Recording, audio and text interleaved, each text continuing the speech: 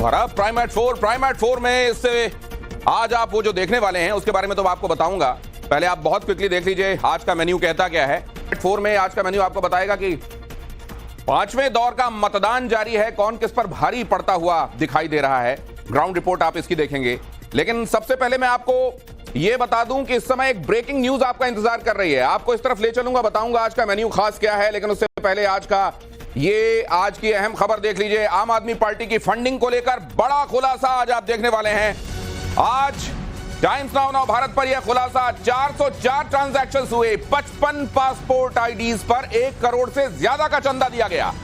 200 से ज्यादा लोगों के लिए 51 ईमेल आईडीज इस्तेमाल की गई। 51 ईमेल आईडी पर 2 करोड़ से ज्यादा का चंदा दिया गया। कनाडा से फंडिंग की सबसे ज्यादा ट्रांजैक्शंस हुई हैं।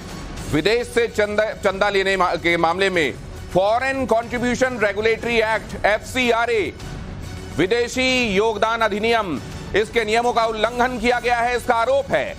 विदेशी मुद्रा अधिनियम, फॉरेन कंट्रीब्यूशन रेगुलेटरी एक्ट, इसके अधिनियम का उल्लंघन क्यों हुआ है और उसमें साफ अनियमितताएं दिखाई दे रही हैं। आज इस बारे में हम आपको क्या क्या बताने वाले हैं, क्या देखेंगे आप आज इस बारे में बहुत जल्द बड़े खुलासे होते हुए आप टाइम्स नाउ भारत पर देखेंगे। एक बार फिर से देख लीजिए, यह सामान्य बात नहीं है जो आपकी स्क्रीन पर इस समय रिफ्लेक्ट हो रही है। कनाडा से फंडिंग के सबसे ज्यादा ट्रांजैक्शन हुए हैं। कनाडा किस तरह का मुल्क है, भारत विरोधी गतिविधियों में कैसे कनाडा का हाथ कई बार देखने को मिला है, यह आपको बताने की जरूरत नहीं है। आम आदमी पार्टी की फंडिंग पर बड़ा खुलासा हुआ है और 55 पासपोर्ट नंबर्स पर 404 ट्रांजैक्शन हुए हैं। 55 पासपोर्ट पर 404 ट्रांजैक्शन, 55 पासपोर्ट आईडी पर 200 से ज्यादा लोगों के लिए 51 ईमेल आईडी इस्तेमाल हुई हैं। 51 ईमेल आईडी पर 2 करोड़ से ज्यादा का चंदा दिया गया है और कनाडा से फंडिंग सबसे ज्यादा ली गई है। गुरु पतवंत सिंह पन्नू जैसे लोगों को जिस देश ने आश्रय दे रखा है वो है कनाडा, और कनाडा से सबसे ज्यादा फंडिंग, और फंडिंग में किस तरीके की इरेगुलरिटीज हैं वो मैं आपको लगातार बता रहा हूं। लेकिन ये तो टिप ऑफ द आइसबर्ग भी नहीं है, ये तो शुरुआत भी नहीं है जो मैं आपको बता रहा हूं। क्या क्या देखने को मिलने वाला है और ये कितने बड़े क्वांटम पर है और ये कितना सीरियस है मामला। तेजश्री पुरंदरे हमारे साथ जुड़ रही हैं, वो आपको बताएंगे और बहुत जल्द इस बारे में खुलासा होते हुए आप आगे देखेंगे। तेजश्री, ये मामला कितना ग्रेव है, कितना बड़ा है? जी बिल्कुल, देखिए ये मामला बहुत ही सीरियस मामला है, बहुत ही संवेदनशील मामला है, क्योंकि इस मामले में हम पूरी तरह से इस बात की जानकारी देने वाले हैं कि कैसे इस पूरे मामले में आम आदमी पार्टी को फॉरेन फंडिंग हुई थी। इस वक्त मेरे हाथ में वो दस्तावेज है जिसका थोड़ी देर में हम खुलासा करने वाले हैं और थोड़ी देर में हम बताने वाले हैं कि किस तरह से पूरी डिटेल के साथ कैसे आम आदमी ने फंडिंग फॉरेन से करवाई। एक व्यक्ति नहीं, कई व्यक्ति इसमें शामिल थे, कितने पैसे की फंडिंग हुई और जिन्होंने फंडिंग की उनका नाम किस तरह से छुपाया गया, उनका नाम क्यों छुपाया गया और कौन वो लोग शामिल थे जो अभी भी इस वक्त आम आदमी पार्टी में है। और बड़ी बात आपको बता दें, एक और बता दें कि इस बात का भी हम खुलासा करेंगे कि जिनका नाम भी इसमें सामने आने वाला है वो इस वक्त आम आदमी पार्टी का दिल्ली लोकसभा का चुनाव भी लड़ने वाले हैं। तो ये पूरी जानकारी हम कुछ ही देर में साझा करेंगे, लेकिन अभी हम केवल इतना ही बता रहे हैं कि किस तरह से आम आदमी पार्टी ने 2015 से लेकर 2022 तक इस पूरे समय में फॉरेन फंडिंग ली, विदेशी फंडिंग ली और इस बात को काफी लंबे समय तक छुपाए रखा। कैसे छुपाए रखा, क्यों छुपाए रखा, ये बात का खुलासा भी हम थोड़ी देर में करने वाले हैं, जिनके कागज अभी हमारे पास इस वक्त मौजूद हैं और इन कागज में वो सारी डिटेल्स बताई गई हैं, सारी जानकारी इन कागजों में मौजूद है कि कौन से देशों से फंडिंग की गई। केवल एक देश नहीं था, लगभग 5 से ज्यादा देश थे जिन्होंने आम आदमी पार्टी को फंडिंग की है। उन लोगों के नाम भी छुपाए गए, उन लोगों ने किस तरह से पैसा दिया, इस बात की जानकारी भी छुपाई गई। तेजश्री, एक बहुत जल्दी से ये सवाल भी मैं आपसे जानना चाहता हूं कि जैसा आप कह रही हैं कि जिसके ऊपर सीधे सीधे ये आरोप जा रहे हैं, जिसकी तरफ ये उंगलियां उठ रही हैं, वो आम आदमी पार्टी की तरफ से अगर चुनावों में भी जाने वाला है, तो ये खुलासा होने के बाद अब रिपरकशंस क्या हो सकते हैं, इस बारे में भी कोई हिंट? देखिए, अभी जब जांच होगी इस पूरे मामले में तब इस पर कार्रवाई की जाएगी, लेकिन ये सीधे सीधे आम आदमी पार्टी पर भी सवाल खड़े करते हैं। आम आदमी पार्टी के जो इस वक्त के कैंडिडेट हैं उन पर भी सवाल खड़े करते हैं, क्योंकि हमारे पास उनके बीच जो बातचीत हुई है उसकी भी जानकारी है। तो वो बातचीत भी हम साझा करेंगे कि उस बातचीत में क्या कुछ कहा गया है और कैसे उन्होंने बड़ी ही बारीकी से बताया है कि आप इस पैसे को कैसे आम आदमी पार्टी तक पहुंचाएंगे, क्योंकि यदि एक सही चैनल से पहुंचाया जाता है विदेशी फंडिंग को तो उसमें उन पर कार्रवाई भी हो सकती है। तो बैक एंड के चैनल से कैसे पहुंचाया जाए, इसकी भी जानकारी उसमें साझा की गई है। बहुत धन्यवाद आपका तेजश्री, इस पर निगाह रहेगी। टाइम्स नाउ नवभारत पर आज यह खुलासा होने वाला है। कुछ ही देर में खुलासा आपके सामने, दूध का दूध पानी का पानी, पूरे तथ्यों के साथ, पूरे सबूतों के साथ आपके सामने होगा। चूकिएगा मत। लेकिन इस समय की बाकी खबरें आपको बता दूं, 8 राज्यों और केंद्र शासित प्रदेशों की 49 सीटों पर आज वोटिंग हो रही है। और इस बीच पश्चिम बंगाल के हुगली में वोटिंग के दौरान बवाल हुआ। बीजेपी और टीएमसी कार्यकर्ता आमने सामने आ गए। बीजेपी ने लगाया वोटों की धांधली का आरोप। लॉकेट चैटर्जी और टीएमसी कार्यकर्ता के बीच तीखी बहस हुई है। तृणमूल कांग्रेस के कार्यकर्ताओं और लॉकेट चैटर्जी के बीच बहस की तस्वीरें इस समय आपकी टेलीविजन स्क्रीन पर। तृणमूल का एजेंट बोल रहे हैं, कोई भी परिचय पत्र नहीं है, घुस में ढुक के एकदम अच्छे से बैठ के वो दे रहे हैं सबको, तृणमूल को वोट दो। सब चोर लोगों को बैठाया, कोई परिचय पत्र भी। प्राइम एट 4 अगली खबर। यहां 5वें चरण में 8 राज्यों की 49 सीटों के लिए वोटिंग जारी है। लेकिन इस बीच बंगाल से यह खबर, बंगाल के बैरकपुर में टीएमसी और बीजेपी कार्यकर्ता आपस में भिड़ गए। बीजेपी और टीएमसी कार्यकर्ताओं के बीच जोरदार हंगामा हुआ। बीजेपी ने लगाया टीएमसी उम्मीदवार पर पैसे बांटने का आरोप। टीएमसी कैंडिडेट पार्थ भौमिक पर पैसे बांटने का आरोप लगाया। टीएमसी कैंडिडेट पार्थ भौमिक पर पैसे बांटने का आरोप। इससे पहले अर्जुन सिंह ने यह आरोप भी लगाया था कि महिला वोटर्स को वोट नहीं डालने दिए जा रहे हैं और इसको भौमिक के कहने पर, भौमिक के इशारे पर उन्हें रोका जा रहा है। अर्जुन सिंह ने कहा देर रात पार्थ भौमिक ने वोटर्स के बीच में पैसे बांटे हैं। ये महिला वोटर हैं, हाँ। इनको जाने यहाँ से खड़ा होके घूम के मोटरसाइकिल लेके वोटर रोक रहा है और मार रहा है। बोनी पुलिस की व्यवस्था नहीं, पुलिस कोनो काज करছে না। क्यूआरटी को बोला गया, क्यूआरटी बोनी बोल के क्रिमिनल है वो, यहाँ वोटरों को निकलने नहीं दे रहा है, मार रहा है। वो महिला को 100 मारा है, उसके बाद आया गया तो हमको भी धमका रहा है। और बैरकपुर के बाद बंगाल के आरामबाग में वोटिंग के बीच में हिंसा। आरामबाग में तृणमूल कांग्रेस और भारतीय जनता पार्टी कार्यकर्ताओं में झड़प। 3 तृणमूल कांग्रेस कार्यकर्ताओं के घायल होने की खबर, एक की हालत गंभीर। टीएमसी ने बीजेपी पर मारपीट का आरोप लगाया है। आरामबाग में बीजेपी के अरूप कांति दीगर और टीएमसी के मिताली बेग के बीच में टक्कर है।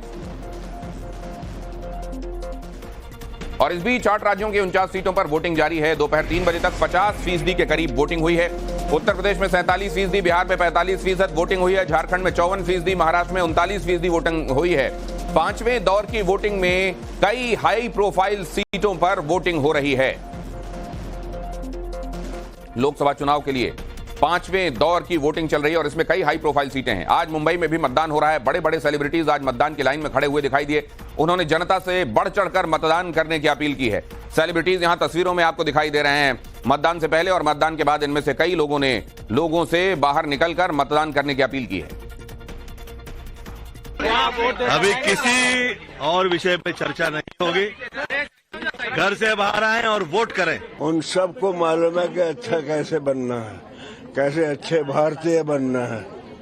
अगर भारत को ऊंचा ले जाना है वो भी जानते हैं और मुझे यकीन है वो अच्छे भारतीय हैं। साहब मैं हैरान हूँ कि हमारे कितने सारे मुंबईकर सब पसीने में नहा रहे हैं, ओल्ड भी हैं, यंग भी हैं, लेकिन सब मंद मंद मुस्कुरा रहे हैं। इससे बड़ा उत्सव और क्या होगा। हम बोलना चाहते हैं, ऐ मेरे भारत, भारत बदल रहा है और इस बदलाव के कारण हैं आप। बस राष्ट्र हित में ऐसे ही जुटे रहिए, वोट करते रहिए। मैंने वोट दे दिया है, इसका मुझे गर्व है और मैं हर मतदाता को ये कहूँगा कि वोट देने जरूर जाइए। मैंने जो वोट दिया है वो भारत के विकास के लिए है। सो आई थिंक हमारी जिम्मेदारी है, मुंबई की हर मुंबईकर की जिम्मेदारी है कि आज निकल कर बाकी के देश को रास्ता दिखाएं। जिन चीज़ों से हम नाखुश रहे हैं इतने सालों से, उन चीज़ों को बदलने का मौका यही है। मैं सबसे हाथ जोड़कर दरख्वास्त करूंगा कि आइए वोट कीजिए। आज हम सबको ये जो पर्व हम मनाते हैं डेमोक्रेसी का, उसको मनाने का मौका मिला है। और जहां हमारे अधिकार भी हैं वहां हमारे कर्तव्य भी हैं। मगर आज का जो ये तिलक है वो इस तिलक से बड़ा होता है, क्योंकि आज डेमोक्रेसी, आज प्रजातंत्र का महोत्सव है। और अमेठी में स्मृति ईरानी तो लखनऊ में राजनाथ सिंह ने मतदान किया। राहुल, पीयूष गोयल और उमर अब्दुल्ला की किस्मत भी आज के इस मतदान के बाद ईवीएम में कैद होने वाली है। यहां पर आप देख रहे हैं वो तमाम हाई प्रोफाइल सीट्स जहां पर आज मतदान हुए। खुद उन लोगों ने भी मतदान किया जो यहां से अपनी किस्मत आजमा रहे हैं। देश के लखनऊ सहित मैं देश के सभी मतदाताओं से ये अपील करना चाहता हूं कि वह आज के दिन अपने परिवार के सभी सदस्यों को साथ लेकर वह मतदान निश्चित रूप से करें। मैं आज सभी भारतीयों से, हिंदुस्तानियों से निवेदन करती हूं कि आप शीघ्रातिशीघ्र अपने मतदान केंद्र पर जाकर इस उत्सव में सहभागी बने। भारत और भारत के भविष्य के प्रति ये हमारी जिम्मेदारी है, इसका निर्वहन करें। कि हम लोग मतदान करने आए, हम भी आए थे, धर्म जी भी आए, यशा आई है, हमारे परिवार के सब लोग आए हैं। एक एक जन को हमने रिक्वेस्ट किया, प्लस ऑल द हमारे जो हेल्पर हैं घर में भी, उनको भी बोला है कि आप लोगों को जाके वोट देना है।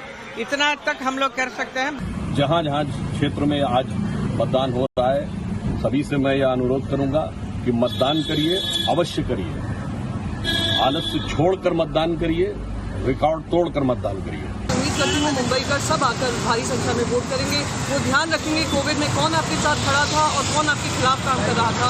इसी उम्मीद के साथ यहाँ पे वोट। हमारा इंडिया गठबंधन मजबूती के साथ खड़ा हुआ है और बहुत भारी तादाद में युवक, दलित, गरीब, किसान, मजदूर बाहर निकलकर भाजपा का विरोध करने के लिए खड़ा हो।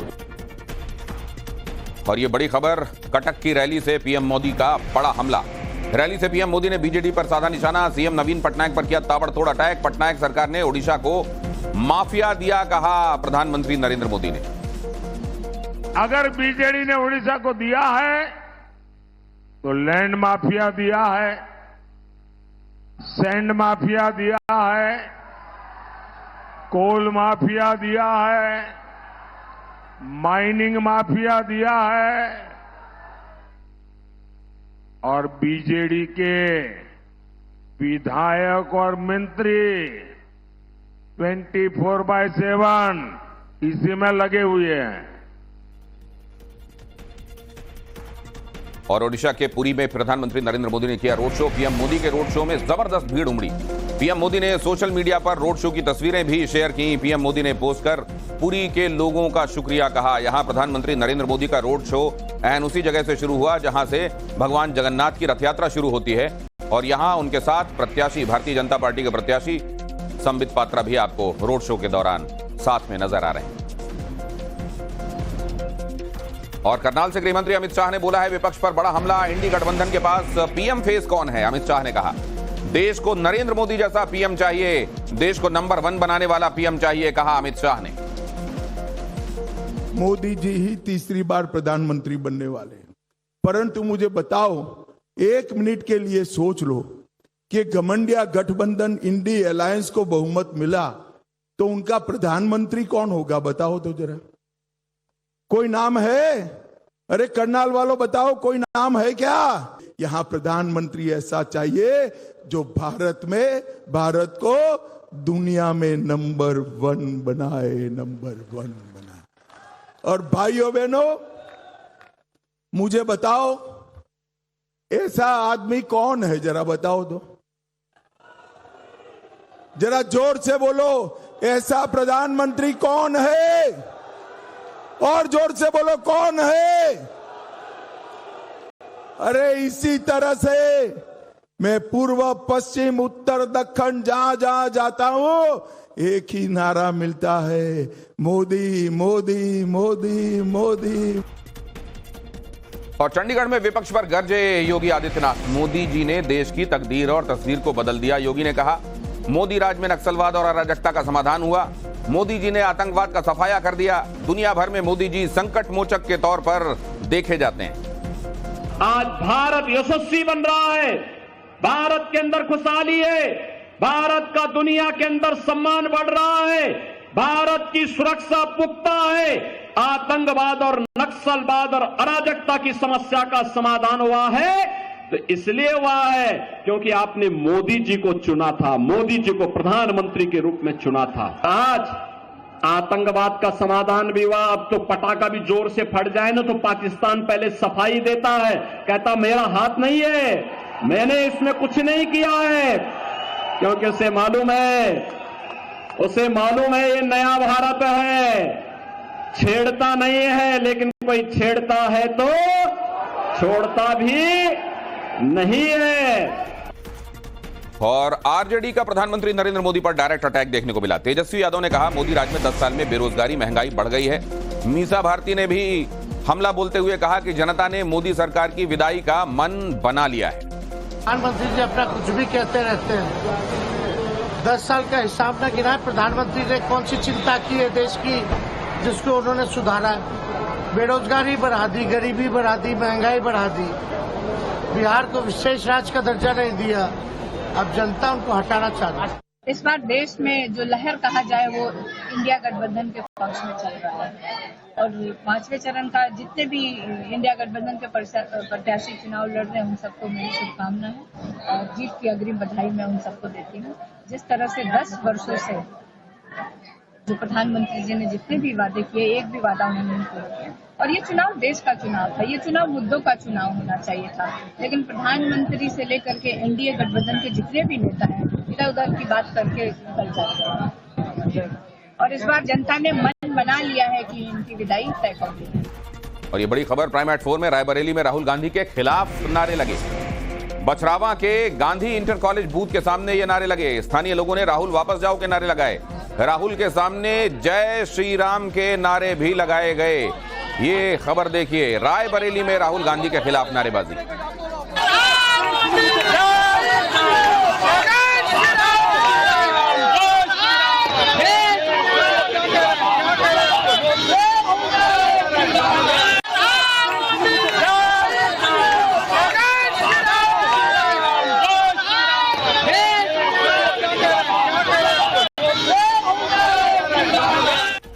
पोलिंग बूथ का निरीक्षण करने के लिए राहुल गांधी यहां पहुंचे थे और क्या हो रहा था वो मैंने आपको दिखाया। राहुल के बाद अब बात कंगना रनौत की। हिमाचल प्रदेश में कंगना के खिलाफ नारेबाजी हुई। स्पीति में कांग्रेस कार्यकर्ताओं ने नारेबाजी की। काजा में कंगना गो बैक के नारे लगाए गए। काजा में आपस में भिड़े कांग्रेस और भारतीय जनता पार्टी के कार्यकर्ता। कांग्रेस कार्यकर्ताओं ने काले झंडे भी दिखाए।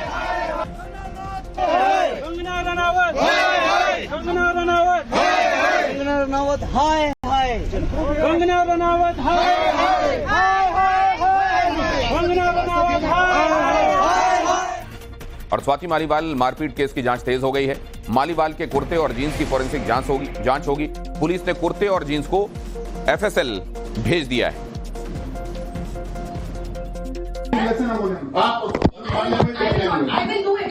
आज मैं इन लोगों को सबको बताऊं। हाँ बता देना, वो आपका है। आप मेरे को डीसीपी से बात करेंगे अभी करा रहे हैं आप आइए।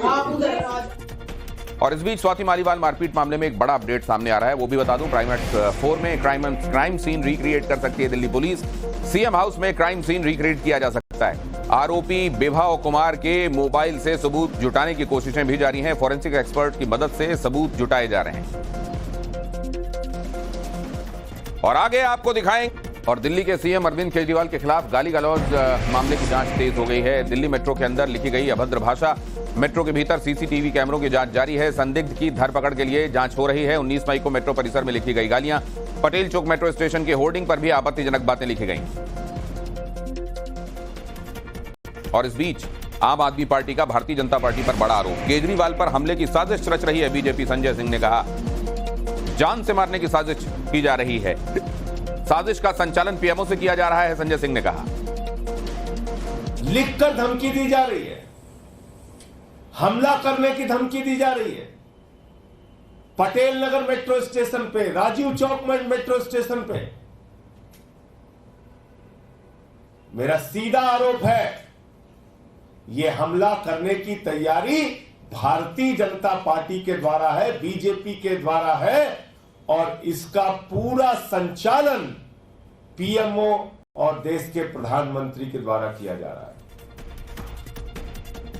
पंजाब की संगरूर लोकसभा सीट से कांग्रेस प्रत्याशी सुखपाल सिंह का विवादित बयान सामने आया है। पंजाब में गैर पंजाबी को ना मिले वोट का अधिकार। साथ ही उन्होंने मांग की है कि हिमाचल की तर्ज पर पंजाब में कोई गैर पंजाबी जमीन खरीद ना सके।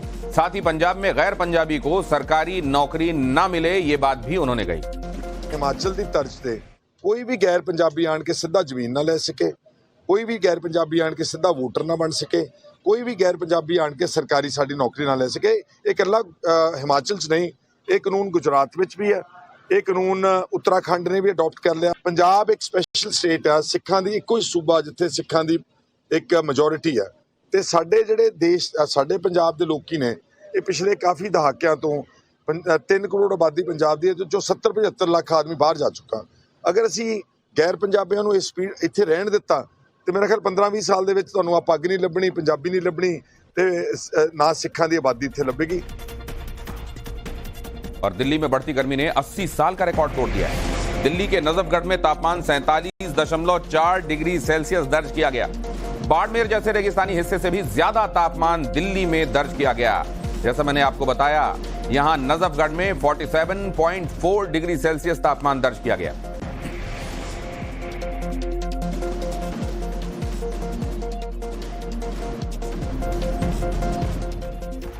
और दिल्ली में भीषण गर्मी का प्रकोप जारी है।